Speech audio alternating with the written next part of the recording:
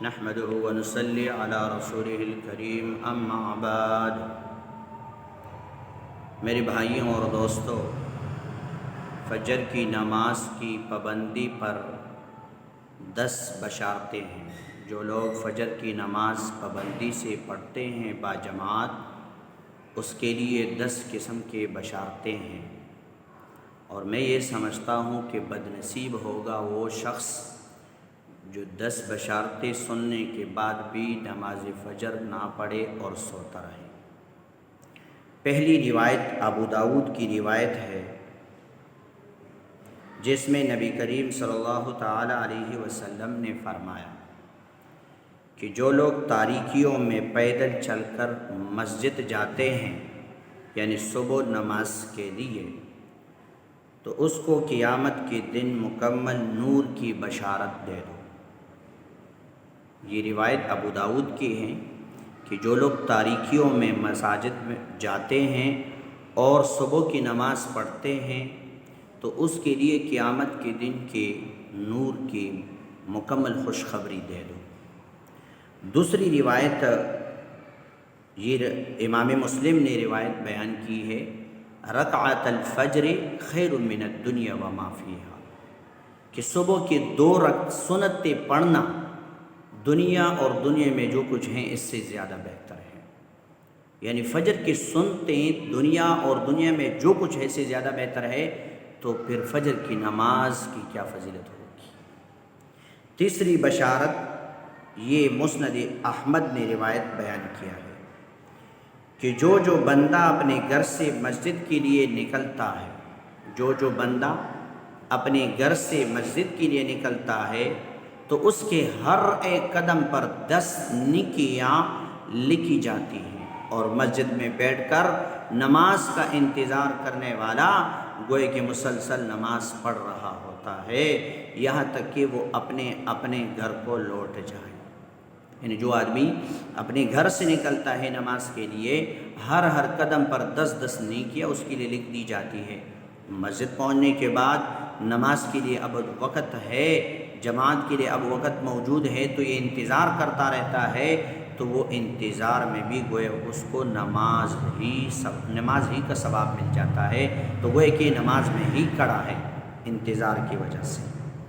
چوتھی بشارت جو اس کے لیے ہے، وہ قرآن کریم میں اس کی بشارت ہے کہ فجر کی نماز کے لیے یہ جاتا ہے تو فرشتے اس میں حاضری دیتے ہیں۔ لہٰذا جب یہ مسجد جاتا ہے تو فرشتے حاضری دیتے ہیں فجر کی نماز میں۔ اب یہ مسجد جاتا ہے تو اب یہ صبح کی نماز پڑھ لیتا ہے، فرشتے اس کی فجر کی نماز بجماعت لکھ دیتے ہیں۔ 5ویں بشارت اس کے لیے جہنم سے نجات کی ہے۔ یہ روایت صحیح مسلم نے بیان کی ہے کہ جو آدمی 5ویں بشارت کہ وہ شخص ہرگز جہنم میں نہیں جائے گا، وہ شخص ہرگز جہنم میں نہیں جائے گا جو طلوع آفتاب سے پہلے اور غروب آفتاب سے پہلے نماز پڑھے، یعنی فجر اور عصر کی نماز۔ کہ جو فجر کی نماز پڑھتا ہے اور عصر کی نماز پڑھتا ہے، جہنم میں ہرگز داخل نہیں ہوگا۔ 6ٹھی بشارت اللہ کی دیدار کی ہے۔ یہ روایت بخاری اور مسلم نے بیان کی ہے کہ جو آدمی فجر کی نماز پڑھ لیتا ہے اور عصر کی نماز پڑھ لیتا ہے، اللہ کا دیدار اس سے نصیب ہوگا۔ 7ویں بشارت کہ جو آدمی عشاء کی نماز پڑھ